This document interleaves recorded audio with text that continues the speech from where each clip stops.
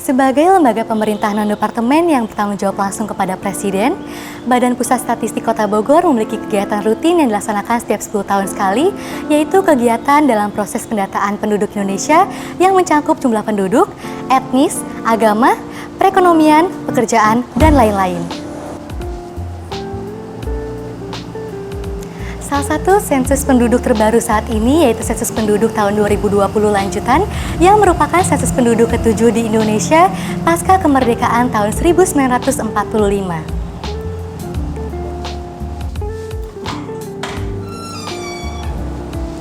Lalu, bagaimana Kepala Badan Pusat Statistik Kota Bogor menanggapi hal itu? Untuk lebih jelasnya, kita akan berbincang-bincang bersama saya Amira Sechala Diva dalam acara B-Talk, Bogor Talk.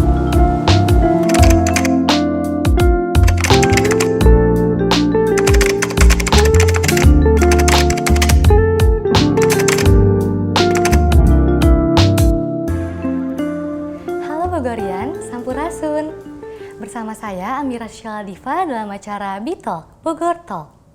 Pada kesempatan kali ini, kami menghadirkan narasumber hebat yang berperan penting di Kota Bogor, salah satunya yaitu menyediakan data bagi pemerintah dan masyarakat, serta membantu dalam kegiatan statistik di departemen, lembaga pemerintah, atau institusi lainnya dalam pembangunan sistem persstatistikan nasional. Beliau merupakan Kepala Badan Pusat Statistik Kota Bogor yang dilantik sejak bulan Oktober tahun 2021. Nah, tanpa berlama-lama lagi, mari kita sambut narasumber hebat kita, Pak Daryanto. Assalamualaikum Bapak, gimana kabarnya Bapak, sehat? Waalaikumsalam warahmatullahi wabarakatuh. Alhamdulillah baik, Mbak. Sebelumnya saya mengucapkan terima kasih ya Bapak karena telah meluangkan waktunya untuk berbincang-bincang dengan saya pada B-Talk kali ini. Oke. Iya baik, kami juga berterima kasih juga diberi kesempatan untuk menyampaikan hal-hal penting yang insya Allah diperlukan oleh masyarakat, juga oleh kami sendiri untuk melaksanakan tugas di Kota Bogor ini, Mbak. Ya. Oke, iya.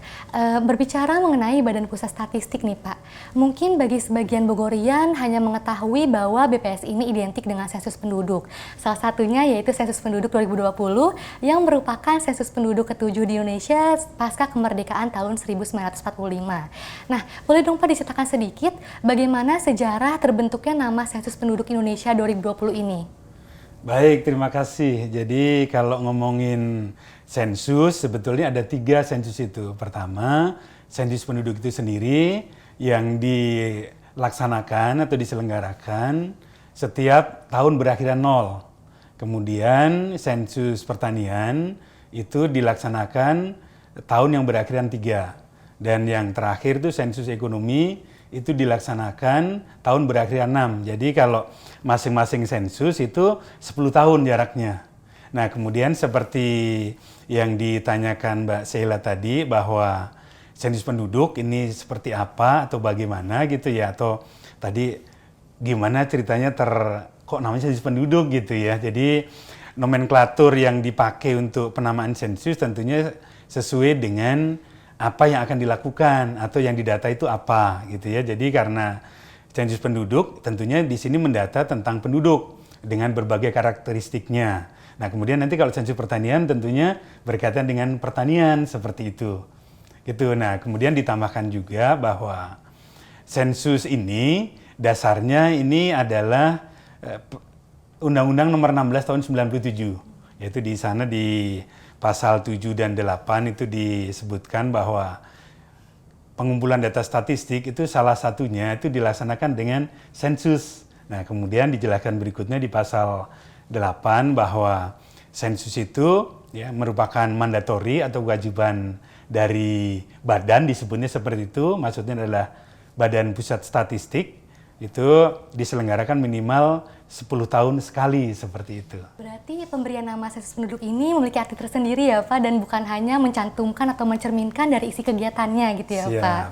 Nah, untuk tujuannya sendiri, sensus penduduk 2020 lanjutan ini bertujuan untuk apa aja nih Pak? Jadi sesuai dengan namanya, ini sensus penduduk 2020 lanjutan ya, berarti ada yang sebelumnya.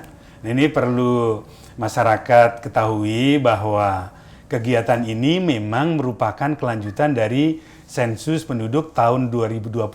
Maksudnya dilaksanakan di tahun 2020. Ya. Ini perlu disampaikan supaya masyarakat nggak bertanya-tanya, kemarin kan sudah, kok sekarang di sensus lagi seperti itu.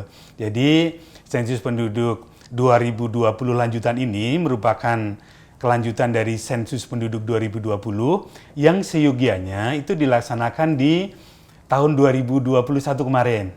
Cuman kita semua tahu, merasakan bahwa tahun 2021 kemarin itu masih cukup tinggi ya pandemi COVID-nya, sehingga dana yang seyogianya digunakan untuk menyelenggarakan sensus penduduk lanjutan itu digunakan untuk penanggulangan pandemi COVID-19.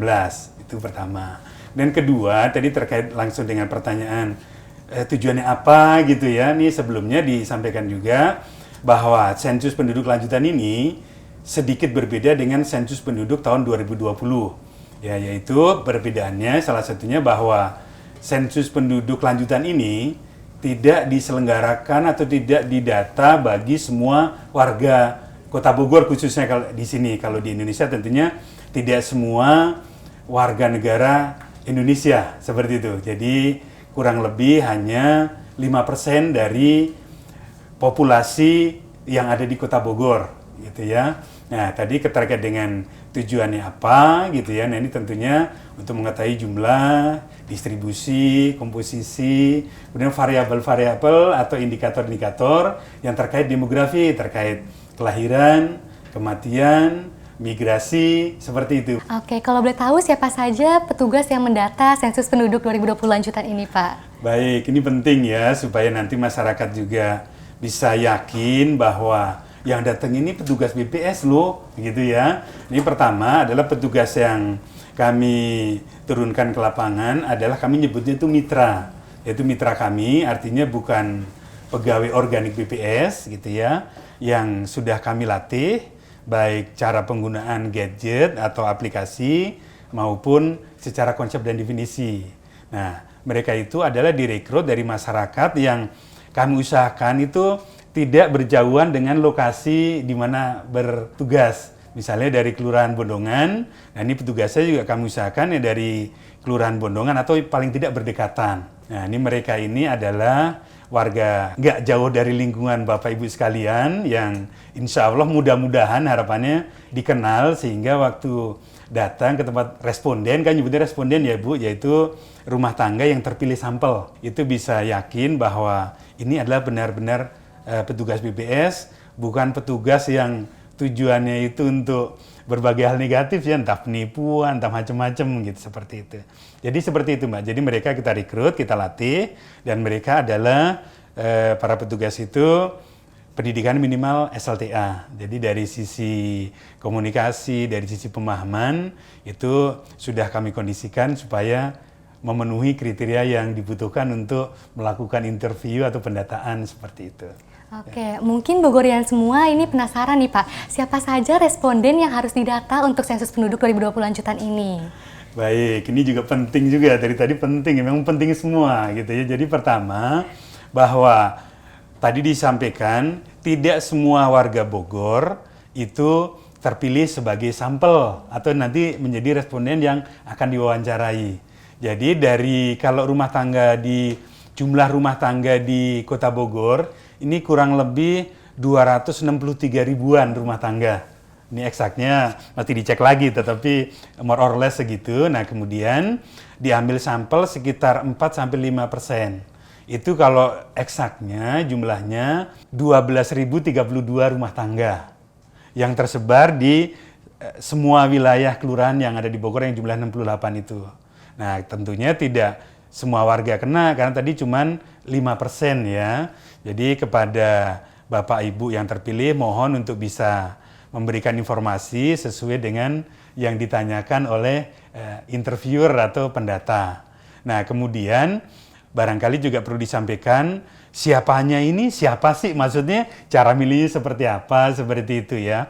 Jadi kalau kami itu punya wilayah kerja namanya, yang besarannya itu kurang lebih satu wilayah itu antara 100 sampai 150 rumah tangga.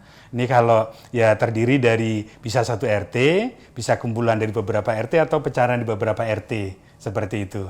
Nah ini rumah tangga yang terpilih sebagai sampel, ini sudah dikondisikan dengan metode sampling, itu namanya stratified systematic sampling gitu ya. Jadi di sana kita punya daftar rumah tangga yang ada di wilayah yang terpilih.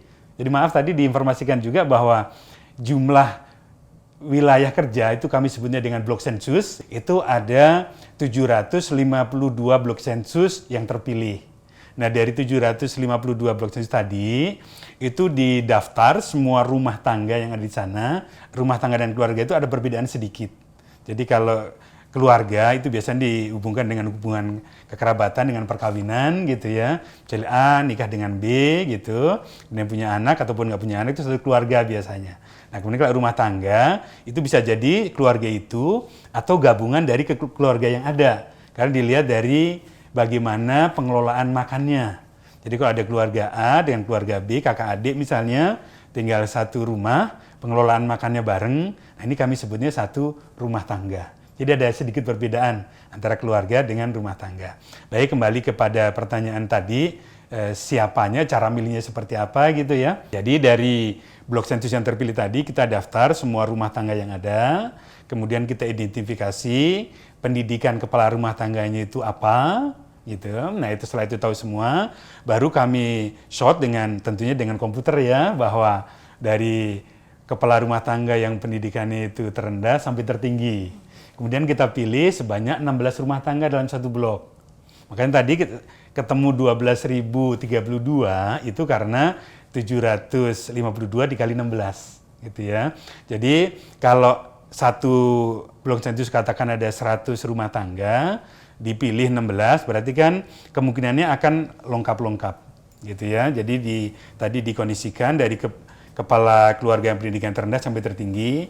Jadi dari sana insya Allah terjamin bahwa rumah tangga yang terpilih itu adalah rumah tangga yang representatif. Artinya mewakili populasi yang ada. Kalau satu blok itu ada pendidikan katakan SMA ada, kemudian S1 ada, S2 ada, S3 ada, insya Allah dari tiga-tiganya itu akan terwakili. Jadi nanti pesan ke Bogorian nih atau warga Bogor secara keseluruhan atau khusus yang terpilih sampel bahwa ada kemungkinan atau dimungkinkan samping kanan kiri rumah tangga atau rumah bapak ibu ini bisa jadi tidak terpilih sampel seperti itu. Supaya ini menjadi pengetahuan kita semua. Jangan sampai ada warga yang, oh saya nggak mau ngasih informasi karena tetangga saya nggak didata misalnya seperti itu. Nah ini memang pendataannya sifatnya sampel, jadi tidak mesti jaraknya itu 5 rumah tangga, 5 rumah masih terpilih dan seterusnya. Karena apa yang didata kami itu diurutkan ulang berdasarkan pendidikan kepala keluarganya. Wah, ternyata responden ataupun sampel yang dipilih sangat representatif gitu ya Pak dengan kriteria. Nah, lalu apa yang membedakan sensus penduduk 2020 ini dengan sensus penduduk pada tahun-tahun sebelumnya nih Pak, jika dilihat dari data yang dikumpulkan? Insya Allah, karena gini Mbak Sela diinformasikan juga, di banyak kasus gitu ya, kasus dalam ini bukan berarti kasus negatif ya, tetapi pendidikan kepala keluarga itu merepresentasikan banyak hal. Misalnya terkait dengan pekerjaan, terkait dengan nanti mobilitasnya, terkait dengan aktivitas ekonominya, itu biasanya masih ada korelasi gitu ya antara pendidikan level tertentu seperti itu. Makanya untuk lebih menjamin bahwa sampel yang terpilih itu representatif, salah satu alat atau variabel yang kita gunakan adalah pendidikan kepala rumah tangga. Karena mendapatkan tingkat pendidikan kepala rumah tangga itu bukan sesuatu yang sulit. Artinya hampir setiap orang kalau ditanyain pendidikannya apa, itu hampir pasti menyebutkan. Gitu ya, beda dengan hal yang lain, mungkin ada rahasia segala macam. Nah, lalu apa yang membedakan sensus penduduk 2020 lanjutan ini dengan sensus penduduk pada tahun-tahun sebelumnya nih Pak, jika dilihat dari data yang dihasilkan? Data yang dihasilkan memang perbedaannya tidak terlalu signifikan karena sensus sebelumnya itu kan berarti tahun 2010 ya. Kemudian 2020 lagi. Memang variabel secara umum itu berulang memang. Cuman kita kan pengen melihat progresnya seperti apa, perubahan komposisinya seperti apa, kan gitu ya. Karena data itu kan pada dasarnya manfaat utamanya kan untuk evaluasi, untuk monitoring dan untuk perencanaan. Nah tentunya salah satunya tadi perkembangan antar waktunya diperhatikan gitu ya, walaupun secara ini juga ada juga perubahan-perubahannya, misalnya terkait dengan Sustainable Development Goals misalnya. Itu juga nanti ada kaitannya dengan data yang dihasilkan di sensus 2020 lanjutan ini, seperti itu. Nah, apakah ada relevansinya antara bonus demografi dengan pendataan sensus penduduk ini, Pak? Baik, ya ini perlu diinformasikan juga, barangkali ada yang belum tahu ya. Bonus demografi itu apa sih gitu? Kalau kata bonus kita semua udah hafal nih, Mbak Sela ya. Tapi terkait dengan bonus demografi apa sih gitu? Ini perlu diinformasikan bahwa bonus demografi itu pengertian secara awamnya, gampangnya gitu ya. Itu adalah jumlah penduduk yang usia produktif itu jumlahnya lebih banyak dibanding, jauh lebih banyak atau jumlah itu melimpah dibanding dengan penduduk yang ketergantungan. Gitu ya, ini ada penjelasan berikutnya lagi gitu ya, bahwa penduduk usia produktif itu adalah penduduk yang usianya antara 15 sampai dengan 64 tahun. Itu adalah penduduk usia produktif gitu ya. Nah, kemudian usia ketergantungan ini produktif secara ekonomi tentunya. Nah, kemudian kalau yang ketergantungan tadi yang 0 sampai 14, kemudian di atas 6 atau 65 ke atas, itu tentunya penduduk yang secara umum itu bergantung kepada penduduk usia yang produktif gitu ya. Nah, ini bonus demografi itu maksudnya. Jadi bahwa jumlah penduduk yang usia produktif itu jumlahnya jauh lebih banyak dibanding dengan yang ketergantungan. Nah, kemudian relevansinya di mana? Tentunya kita harus memastikan sebetulnya jumlah penduduk yang produktif itu jumlahnya berapa gitu ya. Nah, kemudian nanti aktivitas ekonominya seperti apa, sektor apa saja gitu. Karena nanti bisa juga dikaitkan dengan berbagai program dari dinas gitu ya, yang menangani terkait dengan tadi produktivitas, kemudian bagaimana peningkatan pendidikannya dan sebagainya. Karena kalau bonus demografi yang usia penduduknya tadi, yang usia produktifnya itu jumlahnya katakan melimpah, tapi kalau tidak ditangani dengan pas, itu malah menjadi beban. Kita bisa membayangkan kalau jumlah usia yang produktif tadi sangat banyak, tetapi lapangan usahanya tidak disediakan atau penyediaannya itu tidak pas. Karena kita tidak tahu komposisinya di mana. Tapi dengan tahu komposisi di mana, kita jadi katakan dinas kesehatan itu juga bisa melihat bahwa oke, yang usia produktif itu rentang interval berapa tahun gitu ya, sehingga nanti terkait dengan fasilitas kesehatan, peningkatan kesehatan ibu supaya nanti kalau dia hamil anaknya juga menjadi sehat dan seterusnya. Ini kan tujuan jangka panjang ya. Ini tuh bisa terpenuhi. Jadi kalau singkatnya relevansinya gimana? Ini nanti terkait dengan program ya yang akan diterapkan gitu ya terkait dengan tujuan peningkatan kesejahteraan masyarakat seperti itu. Oke, dari hasil sensus penduduk nih Pak yang telah dilakukan oleh Badan Pusat Statistik, diketahui bahwa jumlah penduduk Indonesia ini didominasi oleh generasi Z nih Pak. Nah, boleh dong Pak dijelaskan itu mengapa? Mungkin perlu disamakan juga nih sebelumnya, generasi Z itu apa sih gitu, karena kalau yang kita kenal kan, wah ini generasi milenial, ini anak milenial gitu ya. Ini sebagian orang saya duga sih salah menyimpulkan gitu ya, karena kalau Gen Z itu sebetulnya kalau beberapa literatur yang kita pahami itu adalah anak-anak kita katakan gitu ya, atau penduduk yang lahir 1997 ya sampai dengan kira-kira 2011-an gitu. Itu generasi Z gitu ya. Nah, kemudian generasi sebelumnya itu milenial. Jadi orang yang lahir dari tahun 81 sampai 96 lah kira-kira gitu ya. Jadi kalau ada anak tamat SMA itu tentunya bukan generasi milenial, tapi generasi setelahnya gitu. Atau bahkan kalau kita lihat literatur lagi itu generasi 2011 ke sini itu namanya generasi alpha gitu ya. Jadi kalau kita ngomongin milenial atau ngomongin generasi Z itu harusnya sudah tergambar di kita. Oh, generasi Z itu kira-kira anak yang umurnya itu antara 25 dimundur ya, 25 sampai 12 tahun. Atau kalau dibalik ya 12 tahun sampai 25 seperti itu. Nah, ini tentunya generasi Z itu dari sekali lagi dari literatur yang ada itu adalah generasi yang memang cukup khusus. Memang setiap generasi itu mempunyai katakan ciri khas tersendiri ya. Tapi generasi Z ini di banyak literatur menyebutkan generasi yang ketergantungan dengan gadget, kemudian ada yang bilang malah malas gitu ya, ada yang bilang ambisius segala macam. Jadi memang tadi terkait dengan komposisi penduduk yang akhirnya itu menyimpulkan, oh Gen Z-nya itu ada berapa, ini kan dikumpulkan ya satu-satunya dari sensus penduduk seperti itu ya. Sekali lagi dengan tahu komposisinya, treatment kita, program yang akan diterapkan itu menjadi pas. Karena kalau mindset kita itu hanya generasi milenial atau malah sebelumnya yang kayak saya ini kan generasi X kurang lebih gitu ya. Itu ya tentunya berbeda apa yang diharapkan oleh generasi di rentang usia Z tadi gitu ya dengan generasi sebelumnya. Sehingga dengan tahu jumlahnya, komposisinya seperti apa, kita akan menjadi lebih pas membuat program, membuat perencanaan terkait dengan treatment, katakan treatment gitu ya, untuk generasi itu. Sehingga nanti harapannya ke depan itu akan terdapat generasi-generasi yang siap untuk meneruskan dari generasi sebelumnya seperti itu. Wah, berarti dari segi usia juga sudah menandakan ya Pak bahwa generasi milenial atau generasi Z itu memang yang berusia sekian gitu ya Pak. Siap. Ya. Oke, nah lalu dalam proses pendataan sensus penduduk ini, adakah hambatan atau kendala yang dirasakan selama sensus penduduk 2020 di tahun 2022 ini Pak?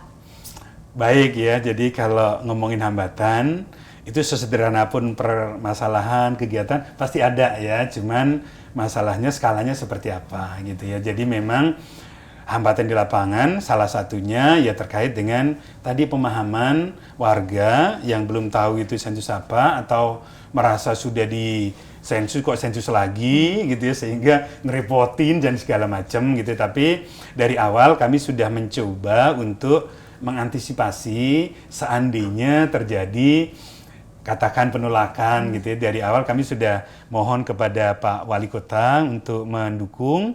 Jadi dukungannya berupa video, waktu itu juga sempat ditayang di Videotron, kemudian yang berupa surat juga ya.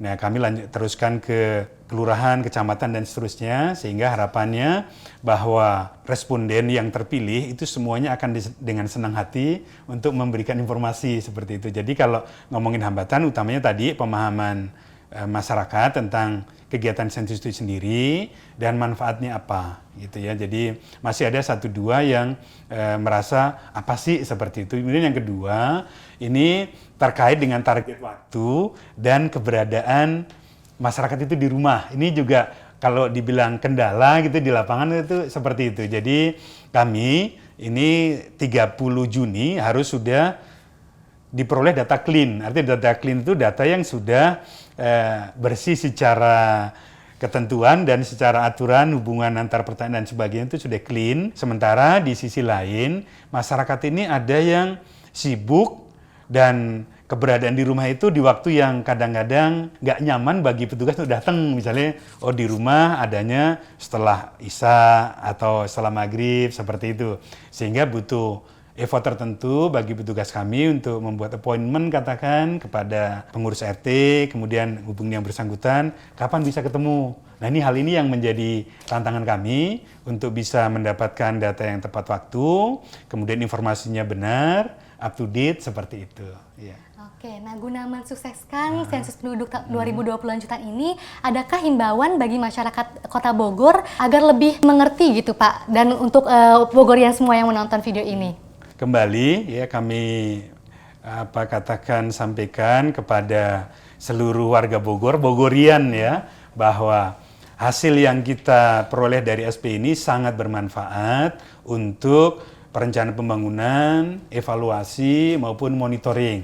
Harapannya kalau tahu manfaatnya apa, otomatis atau kami harapkan bahwa warga itu akan dengan sukarela, dengan senang hati menerima petugas kami, kemudian memberikan informasi yang benar ya, sesuai dengan kondisi yang sebenarnya. Nah, tentunya himbauan kami kepada seluruh warga Bogor, khususnya bagi yang terpilih sampel untuk dapat menerima petugas kami. Petugas kami itu dicirikan pakai rompi, kemudian ada surat tugas, ada name tag seperti ini ya, sehingga cirinya relatif gampang dilihat. Nah, kemudian juga nggak jauh lokasinya biasanya dari tempat Bapak Ibu tinggal ya. Jadi dari sisi keyakinan mudah-mudahan Bapak Ibu menjadi yakin seperti itu, Ibu. Oke.